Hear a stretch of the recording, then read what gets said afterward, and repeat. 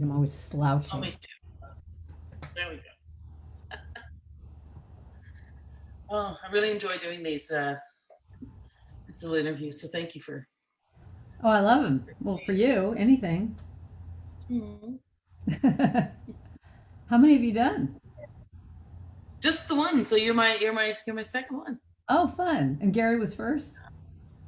Yeah, yeah. Our divine, blessed Gary. Oh. Oh, he's All just, right. Good afternoon, ladies and gentlemen, and all people out there. My name is Amy Bishop. You are joining us for the After Lunch Special, and I'm so grateful to be here with my friend Karen Drucker. How are you doing today, Karen? I'm doing Oh, my look queen wave. It's the queen wave. I'm doing at great. Great to be with you, that's Amy. wonderful. Happy Oh, a few days after Canada Day for you. yes, and happy few days after Independence Day. Oh, yeah, You know what? Who knows? We celebrate because we celebrate. So we it is good. celebrate. So I'm going to Celebrate. ask some questions to get to know you a little better. So where were you born? I was born in Hollywood, California. It was actually my house looked right at the Hollywood sign, so I grew up looking at the famous Hollywood sign. Went to Hollywood High School. Hollywood. Yeah, Hollywood. Hollywood. Wow. People are actually born there. People always think that you just sort of like, are people actually born there? It's like, yes, I was born in Hollywood. That's what I was thinking. I didn't realize anybody could be born in Hollywood. I think you had to go away to be born and come back. No, me, I was born there. That's awesome. And do you have brothers and sisters? I have a sister who's 7 years older than me, and probably one of my closest friends. She's just a fabulous person. She still lives down in Southern California, and 7 years older. So there was a time that when she went away to college, it's like I was an only child for a while, but she's one of my favorite people on the planet. That's wonderful. That's Yeah. wonderful. And what about your folks? What were they like? My folks were great. It's like now in at this age, I can look back and just really reap the benefits. I mean, I've had a few people say who knew both my parents. They're both passed, unfortunately. Say I am the perfect combination of the both of them, because my dad was just this from New York and an entrepreneur. He was a comedy writer in Hollywood. He came across the country on a train from New York, and he was determined to go to Hollywood, and started working for all these different big time radio people, writing comedy for them. And my mother, and then eventually he just said, well, I don't want to be employed by someone. I got to start something of my own. And he bought a fashion magazine for really super cheap. And he started to, it was called the California Girl magazine, and he became a publisher. And he didn't know anything about publishing, but it was his own thing he could do. And so he became this publisher of this magazine. And my mom at that time was a model in Hollywood, and they met, and voila, me. But I'm truly an example of the two of them, the two different personalities, of my mom being more reserved and quiet, my dad being completely out there and Mr. Comedian. And they were great role models. Of I think the biggest thing that they taught me is it was up to me.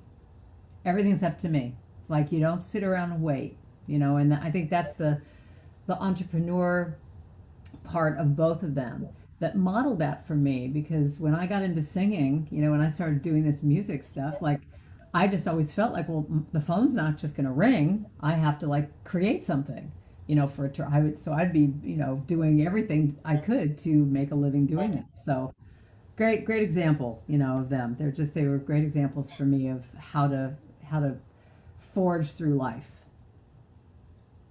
That's great. Wow. So do you have a childhood hero, somebody who you really looked up to when you were a kid? Well, I would probably say, well, there's two actually. And whenever I do a talk, I always talk about this, but I would say my biggest hero that I have a whole long story that I won't go into because we don't have that much time was Carol Burnett. And because Carol Burnett went to my junior high school and high school, And it's like I just had this thing about, well, because I was this drip in junior high and high school. I mean, I had acne and braces. I'm straightening my hair, and I was just a geek. And I would go every single Friday. I would take the bus down to CBS Television Center in Hollywood, and I'd sit there in the front row watching the Carol Burnett show, and she just became my everything. And I just thought if I could be like her, my life would be fabulous. And it was Carol Burnett, and then it was. I mean, some people know this story about me, but that Carol King moved onto my street when I was about 15 years old, and that's right when she was just getting started with her career, and I became the babysitter for her kids, and so she became like this other role model of, and that's how I got into music, because she let me borrow her piano when her house was getting remodeled. But I lived in Laurel Canyon. It was this funky hippie place, and she just moved onto my street, and I was her babysitter, and that's how my life changed. That's really cool. Did you know that story? Did you know that about? I remember you telling me about Carol Burnett, but I don't remember the Carol King, but it looks like Carols are really big in your life. Yes, Carol's are really big. I love both of those carols, so Yeah. that's amazing. Um, do you have a hero now? You. No. I knew it. Ah! Who's my hero now? My hero right now is a woman that has now become my mentor. Her name is Rachel Naomi Remen, and she's a best-selling author. She wrote a book called My Grandfather's Blessings and Kitchen Table Wisdom, and she's someone that I always admired, and she lived near me when I lived in this one little town up here, but I never got to know her, and I would see her in town a few times, and I'd be so shy that I would never go up and say anything to her. And just through a bunch of different situations, I wound up meeting her and becoming friends with her and doing a few things with her, working for her. And now I would say she's one of my closest friends, and she's 82 years old. And I try and see her like once a month and be with her. And she's just, I feel like I sit at her footsteps. I just sit at the, on the ground looking up, like, tell me your wisdom. And she has a lot of wisdom. So those books really have that wisdom in it. I suggest anyone just take a look at those books. They're so heartfelt. Well, I wrote her name down so that I can look her up. Yeah, she's great. Very wise. So you got into music because Carol King let you borrow her piano. What's the first song you wrote? Do you remember it? Oh God, it was so funny. I guess I was a little radical even way back when I was 16. Because I was such a drip and an outcast, I always looked at all the cool kids, like the really, the girls that like Muffy and Buffy and Heather, and they just made me crazy. And so I think I wrote this song about them, about how, and I think I did it, I think it was like my first time on stage. I can't remember how it goes, but I just remember it was this thing about, like I was actually kind of putting them down and saying, you're so uncool because you think you're so great. But it was done in this way lyrically that they wouldn't know. And so they were all coming up to me going, "Oh God, Karen, your song's really cool. Wow, really cool." And I learned the power of lyrics and stuff way back then. But actually, I remember my biggest thrill. I mean, I was so terrible. I was so terrible when I first started. I mean, I could not sing my way out of a paper bag, but I could write these little songs. And I remember Carol King said to me, "If you write your own songs, it doesn't matter how well you sing." So that to me became my crutch. That it's like if I'm writing my own song, it doesn't matter. And I actually performed at the Hollywood Bowl for our graduation from Hollywood High School. They asked me. I had this song about goodbye. It's so hard to say goodbye, goodbye. And I had a string section, and I had this whole thing, and I was playing at the Hollywood Bowl when I was 17 years old. It was very fun. That's incredible. What great advice! If you write your own music, it doesn't matter how well you sing, and that's That's so what true for so many. Yeah, that's what she told me, and it allowed me. And I have to admit, still to this day, I never think of myself as a singer, even though I've been now doing it for a long time and have all these albums out. But I don't identify as a good singer. I just don't. I identify as an entertainer or as a songwriter. But on some level, that thing really just went into my consciousness, saying, oh, if I write my own songs, no one knows how the melody goes except me. It's like I can do it however I want to do it. So it's taken me a long time to really feel more comfortable as a singer. When I go into the recording studio, I'm just like a mess. It's so awful for me when I record because the inner critic comes in. You can't sing. You're not as good as Amy Bishop. What are you doing? Oh my God. You know what's so funny is, as if you had a business card, it might say Karen Drucker, songwriter, entertainer, singer, and Yeah, mine would definitely say singer, entertainer, songwriter, because yeah, that's where I know I have some good songs, but I feel like I'm lucky when those ones come along. yeah. You know, And I feel it's like I'm that's not lucky my, if I sing good. Yeah. So yeah. Well, I let's think you have a lovely switch. voice. Um, so things have obviously changed, since mid-March, as far as being able to go out in the world and perform. And how do you make your life and how do you make your career? How do you stay creative and bring in an income in this environment at this time? Let me know. Bringing in an income. There's a song for you. Bringing in an income. I'm trying to bring in an income. It's been really interesting, Amy, because when this first started, I had like 2 weeks where I was thrilled. Like it all, the world stopped, and I just went, "Oh my God, this is like a miracle!" That because I was getting burned out. I mean, as much as I Right. love what I do, I loved going to churches and speaking and singing, and I loved doing my women's retreats. But to be really honest, to drop down a notch in our dropping down song, like drop down a couple notches, I was burnt out. I was getting so tired of the travel and staying in hotels and all that stuff. And so when it first started, I was really thrilled that I was just quiet and I could be, home. But then I just freaked because each day I wake up and here's another job canceled. And now my jobs have now officially been canceled all the way through the year. But again, going back to your first question, that's where I feel my parents in me. That it was like one morning after going through a funk, I just woke up and I looked in the mirror and said, "All right, Drucker, it's up to you. What are you gonna do? You got to pay your rent. You got to eat. What are you gonna do?" And so it just was this little miracle that, first of all, the first thing, to have y'all ask me to do a little Facebook live concert. I'd never done that in my life. I was paranoid. So to start putting myself out, and I started to put myself out to churches saying, "Hey, if you want me to, videotape a little song for you and have that for your service." And then I was supposed to do a job in England. I had a women's retreat in England, and when that got canceled, the gal that I was going to do it with said, "Well, let's do a 6-week online class." And so I'm in the midst of that right now, and I'm loving it.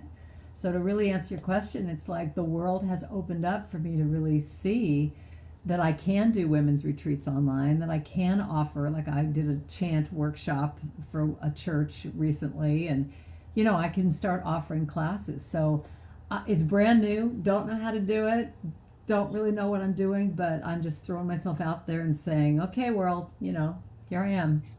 So if a center or if somebody wanted a chant class or to attend your retreat, where would they get for information? Like how Just can my, they sign up for that? yeah, yeah, it's go to my website, karendrucker.com. I mean, I'm in Okay. the process. I mean, if anything, it's great if people sign up on my email list because I send out a newsletter once a month with a free song. But I will start to put out, what other workshops I'm going to be offering. I mean, this one I'm doing right now, people can still join it. Women can still join it if they want to. But, I'll probably start maybe next month offering like another. I'm going to do a fall women's retreat on October 3rd, I believe, on that Saturday, Friday, Saturday. But I'm in the discernment phase. I'm in the like, what is my heart calling me to do, and how do I do this, and how do I put it out? But the fact that, like with my little retreat, I've got women from all around the world. I mean, we're all meeting with each other. The English women and the American women are loving meeting each other and talking. So, I feel like on one hand it's a scary time and unpredictable, and on the other hand, I have to admit it's really creative and challenging to figure out what to do and how to make money doing stuff, and how to keep it going, and to Yeah. keep my own enthusiasm up, because it's like I've gotten off of a few Zoom calls, or concerts, and just kind of went, "Oh, okay, I guess that was good, I guess." You're not having the feedback. I'm a performer. I want to be with people. Oh yeah, that reciprocal energy that you feel in a room, it really is.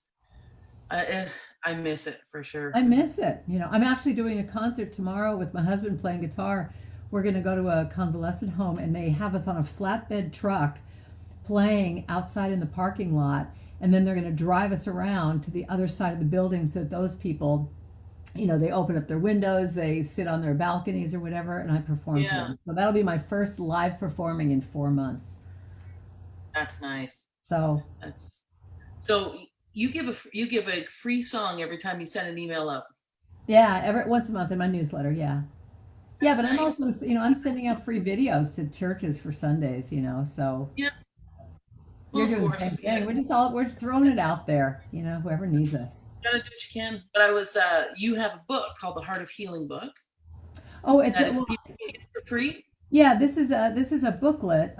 It's called The Heart of Healing, and it's I didn't publish it. This is a Unity that published this, but it's my first compilation healing CD. They took that CD and I wrote essays about it, but then other ministers wrote essays about the different themes. So if anyone's going through any healing stuff, this is what it looks like. It's this beautiful book. And just go to my website and the information is there. But it's free. And I just think right now, with all of us going through what we're going through, it's just a nice affirmation of healing. All right, so we've got about 5 minutes left. You're I'm kidding. gonna ask. I know we're just That's, rambling. that's too It's fast. a couple of I friends want having a another chat. hour. No, I don't think people would mind all that much. I mean, these two good-looking faces on your screen. I know.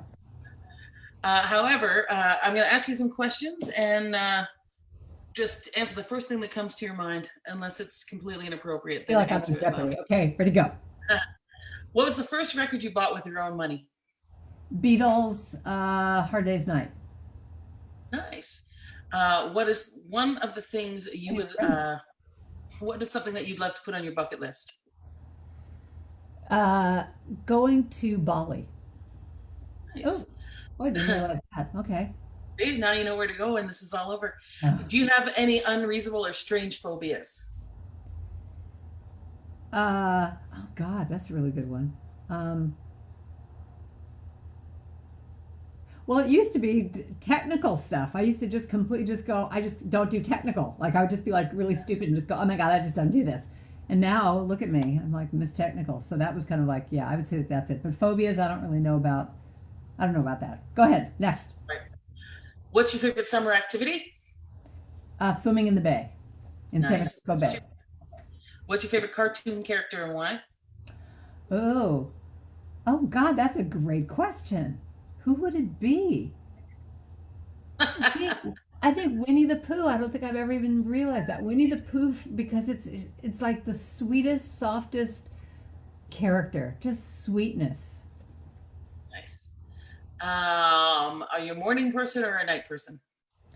Well, I would say I would say morning, but that was tested this week when I had a church, an East Coast church that wanted me to do a talk and music at 7 in the morning. So when I say morning, I'm talking about like 8 o'clock on is morning for me. Okay, that's morning. Yes.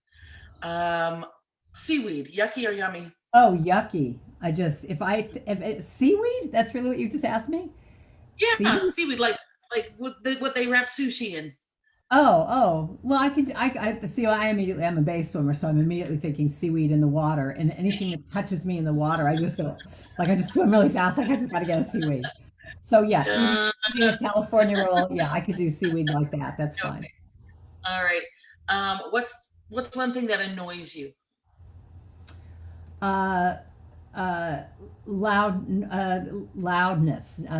negative people, but just noise. I'm an introvert. I like quiet. Anything that's just if I'm in a room where it's really loud with people talking, I hate it. What is the first thing you do when you wake up in the morning? Well, the spiritual part of me would say I do a gratitude practice and I just give thanks. No, what is the first thing I do is I go get my coffee. There you go. When I dance, I look like. Uh, oh, that's a good one. When I dance, I look like kind of geeky, but you know, probably like I could loosen up more. What compliment do people give you the most? Well, what You're touches my such a great heart. dancer. Well, I would say when people come up and say that your music has really helped me get through a hard time and I use it every day and it just, it helped me get through this health challenge or my cancer prognosis or whatever. That's those are the things that just warm Yeah, my heart. nice. Um, what's your favorite Halloween costume? Well, that's great. I used to have a character in my comedy show called Jewel T. Hart, and I had an enormous wig like this and a big white gown with a big JT, big heart, JT Hart, and that was that's my favorite character, and I would go out in Halloween looking like that and talk like this for a couple days afterwards. Just because you enjoyed it so much. I enjoyed it so much. JT Hart, yeah, Jewel T. Hart. Nice. Thank you so much for spending this time with me today. What I wild feel like questions! I got to know you a little bit better. It was fun. That was really fun, Amy. Awesome. Thank you so much. You're And welcome. you have Thank you for a all you wonderful do. day. You're Thank you, giving lots everybody, to the for joining organization. us here.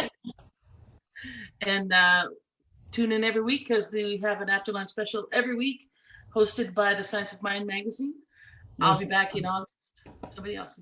Thank you so much.